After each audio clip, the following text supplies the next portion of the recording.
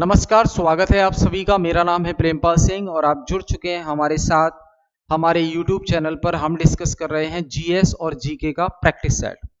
आज की जो क्लास है हमारी वो 33 नंबर की क्लास है। क्लास के थंबनेल से आपको पता लग रहा है कि हम इसमें रेलवे के जो PYQ है वो मेंशन करते हैं, साथ ही साथ जो प्रोबेबल क्वेश्चन है, जो संभावना है कि आ सकते हैं, वो भी शामिल किए जाते हैं। करंट अफेयर्स की चीजें भी इंक्लूड रहती हैं और कुछ स्टैटिक जीके के पोर्शन भी इसमें इंक्लूड रहता है। तो छोटी सी क्लास में आपको सारी चीजें समागम देखने को मिलेगा, जो आपके रिवीजन पॉइंट ऑफ व्यू से बहुत ही हेल्पफुल क्लास है।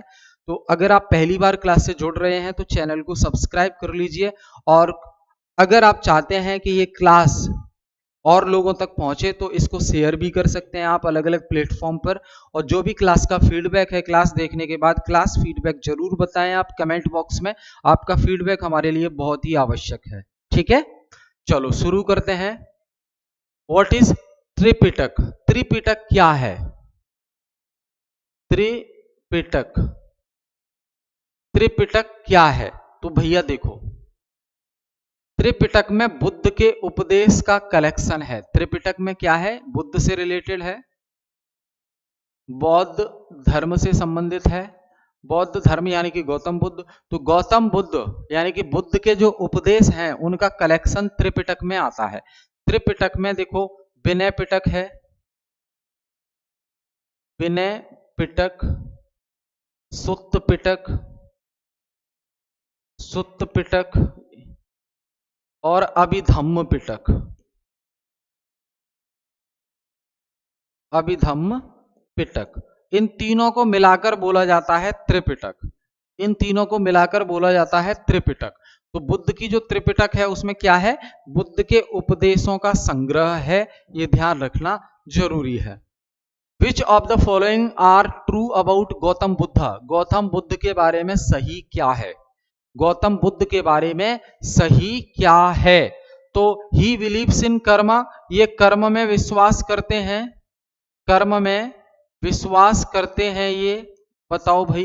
तो सही बात है, कर्म में विश्वास करते हैं। ही बिलीव्स इन रीबर्थ, पुनर्जन्म में विश्वास करते हैं। तो बिल्कुल सही बात है, पुनर्जन्म में विश्वास करते हैं ये बुद्ध।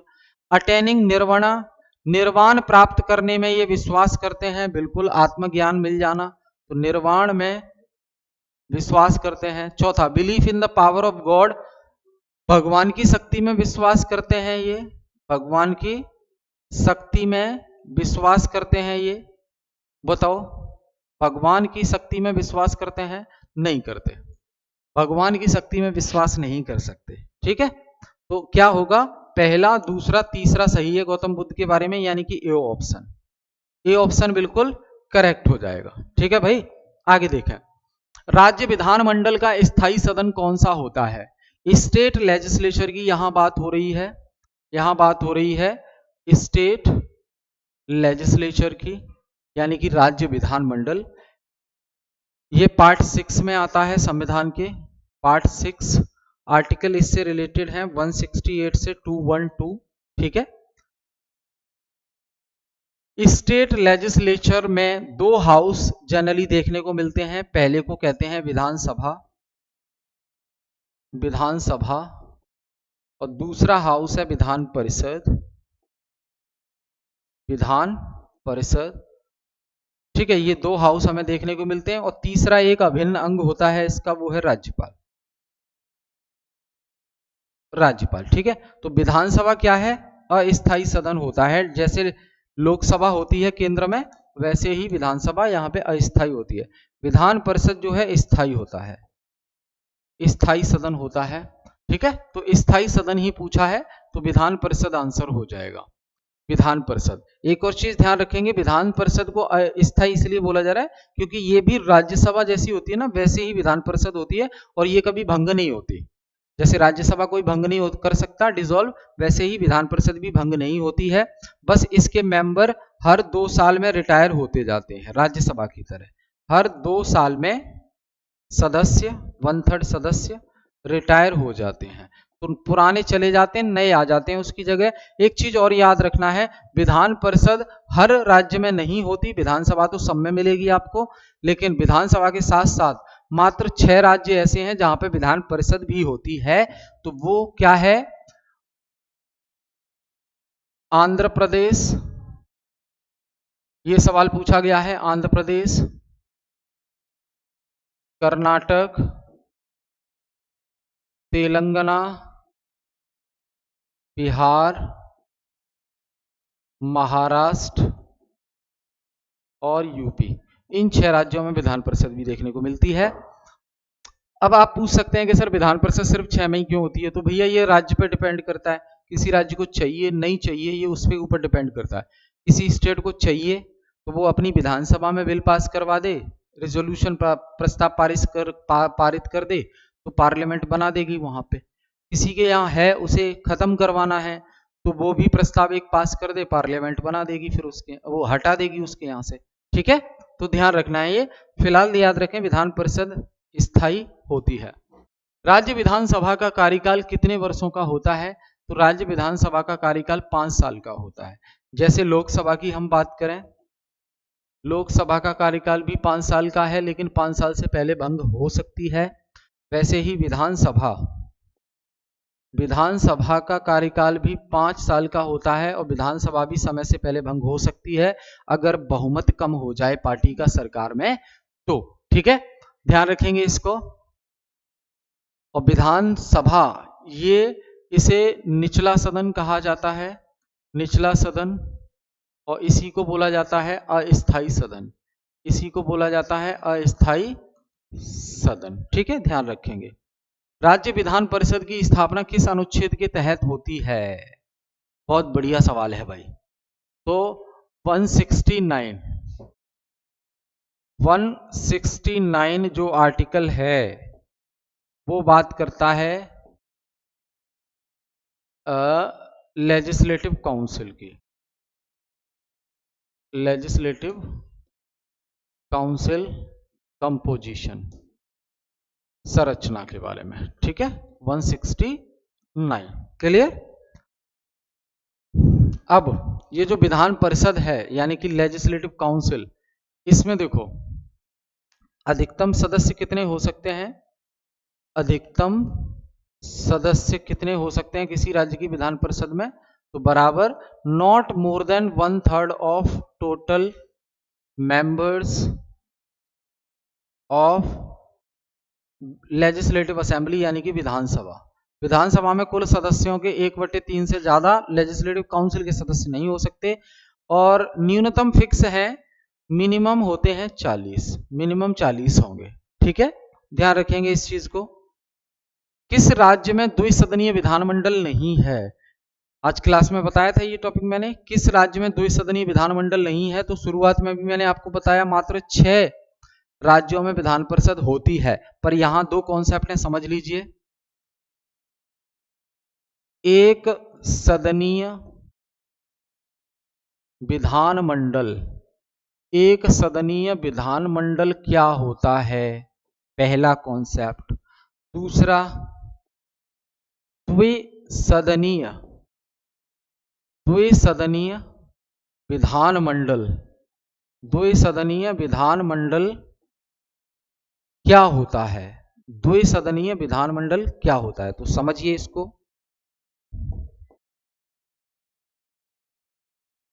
जहां सिर्फ विधानसभा काम करे, विधानसभा हो, तो उस राज्य के विधानमंडल को एक सदनीय विधानमंडल कहते हैं।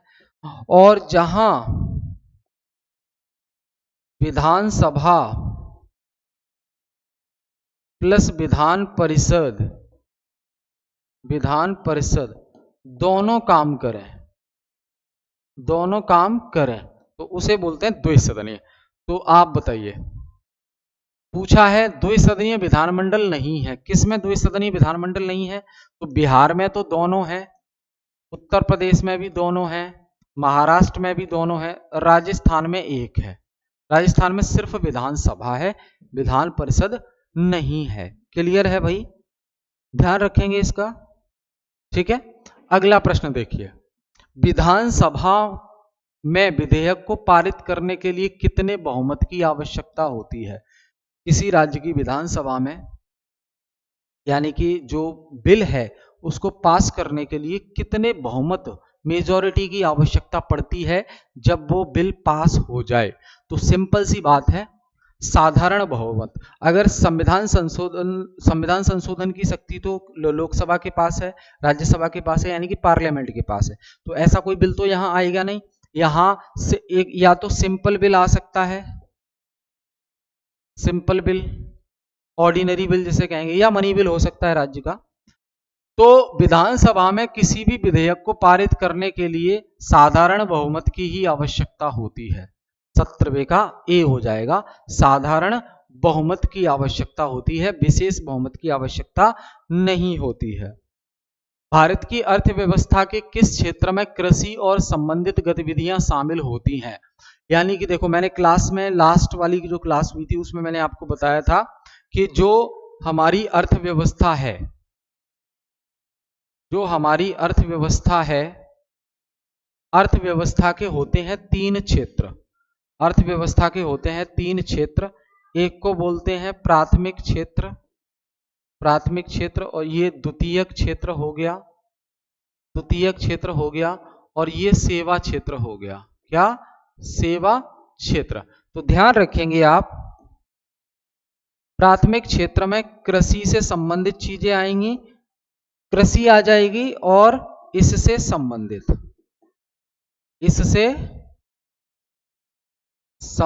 चीजें इसमें आ जाएंगी। द्वितीयक क्षेत्र में उत्पादन, उद्योग, ये आ जाएंगे। सेवा क्षेत्र में आपकी सर्विसेज आ जाएंगी, जो कि कोई सामान नहीं होती हैं, जैसे कि बैंक, यातायात, आईटी कंपनीज, हॉस्पिटल्स, ये सब। आपसे पूछा है भारत की अर्थव्यवस्था के किस क्षेत्र में कृषि और संबंधित गतिविधियां आती हैं? तो कृषि और उससे संबंधित गतिविधियां किस में आती हैं? प्राथमिक क्षेत्र में। तो सी आंसर हो जाएगा, प्राइमरी सेक्टर। अब अगर इन तीनों चीजों की हम बात करें तो ध्यान रखना दोस्त, प्राथमिक क्षेत्र में सबसे ज्यादा लेबर काम करती है, सबसे ज्यादा लेबर प्राथमिक क्षेत्र में काम करती है, लोग, और सबसे ज्यादा इनकम, जीडीपी में सबसे ज्यादा कंट्रीब्यूशन सेवा क्षेत्र का होता है, जबकि यहां लोग बहुत कम काम करते हैं। ठीक, आगे, सूचना प्रौद्योगिकी और संचार किस क्षेत्र के अंतर्गत आते हैं? Information technology and communication. Information technology and communication किस क्षेत्र के अंदर आते हैं? तो द्वितीयक क्षेत्र, प्राथमिक क्षेत्र आती है, और विनिर्माण। तो देखो, मैंने आपको बताया जो इंफॉर्मेशन टेक्नोलॉजी, आईटी कंपनीज हैं, कम्युनिकेशन है, ये क्या देते हैं? ये सेवाएं तो दे रहे हैं, आपको सेवा दे रहे हैं, कोई सामान तो नहीं है ना, कोई गुड्स तो नहीं है, सामान तो नहीं है, ये तो सेवाएं हैं। सेवाएं किस में आएंगी? सेवा क्षेत्र में। और सेवा क्षेत्र को और क्या कहा जाता है? थर्ड सेक्टर, टर्सरी सेक्टर, तृतीयक क्षेत्र। ठीक है, तो इसमें आ जाएंगे टर्सरी सेक्टर, तृतीयक क्षेत्र, इसे हम सर्विस सेक्टर भी कहते हैं, सर्विस सेक्टर भी कहते हैं। यही सर्विस सेक्टर का जीडीपी में, सर्विस सेक्टर का जीडीपी में सबसे ज्यादा कंट्रीब्यूशन होता है, सबसे ज्यादा कंट्रीब्यूशन होता है। ठीक है, ध्यान देंगे। आगे, भारत में आर्थिक विकास के दौरान किस क्षेत्र में सबसे तेजी से वृद्धि दर्ज की गई? भारत में आर्थिक विकास के दौरान किस क्षेत्र में सबसे ज्यादा तेजी से वृद्धि दर दर्ज की गई? बताओ भाई, सबसे तेजी से वृद्धि किस में क्षेत्र में हुई?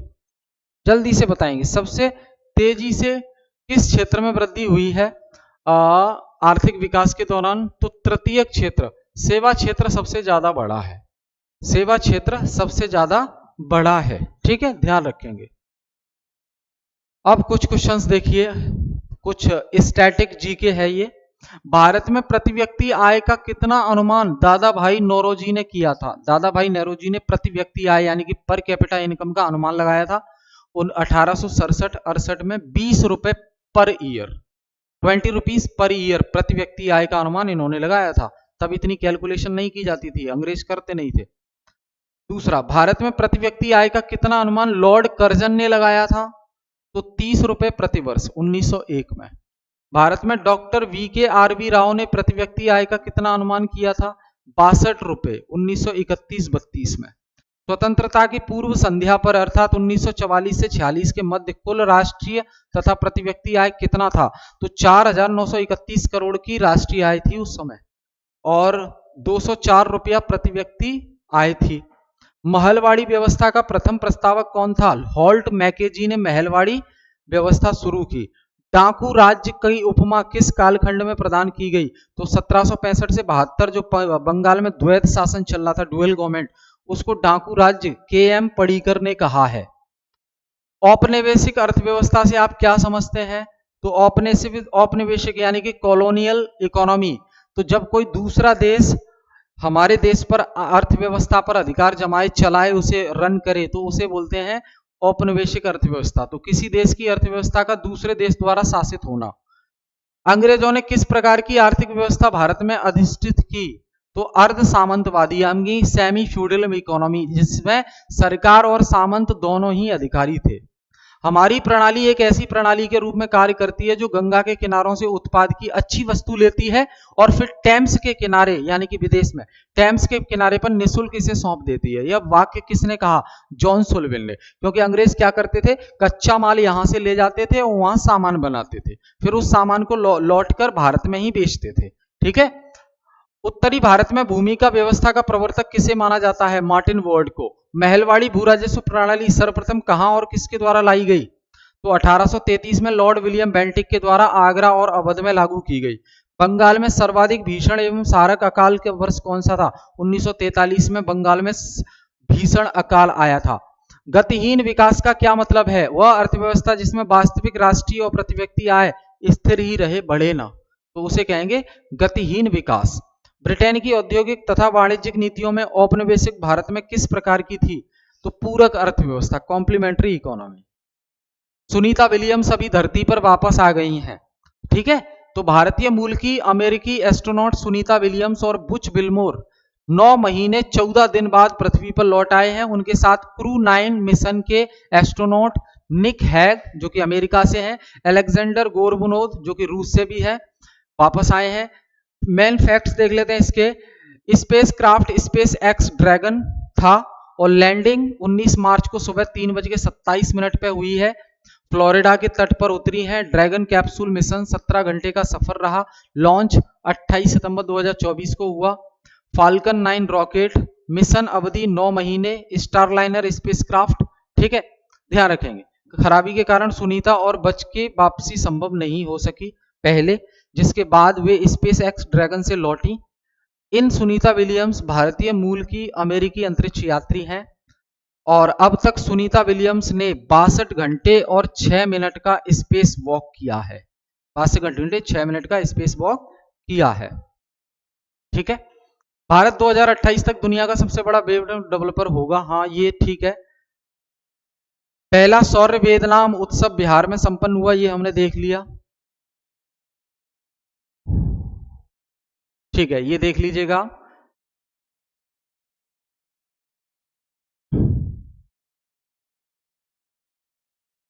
ठीक है। नरेंद्र मोदी को मॉरिशस ने ये अवार्ड दिया है, ये हमने लास्ट वाली क्लास में ही देखा। सी ड्रैगन 2025 नौसैनिक अभ्यास का उद्देश्य समुद्री सुरक्षा सहयोग बढ़ाना था। बिल्कुल सही बात है। तो ये हमने कुछ फैक्ट्स डिस्कस किए। आई होप चीजें क्लियर हैं। हम फिर मिलेंगे नेक्स्ट क्लास में। बहुत बहुत धन्यवाद आप सभी का।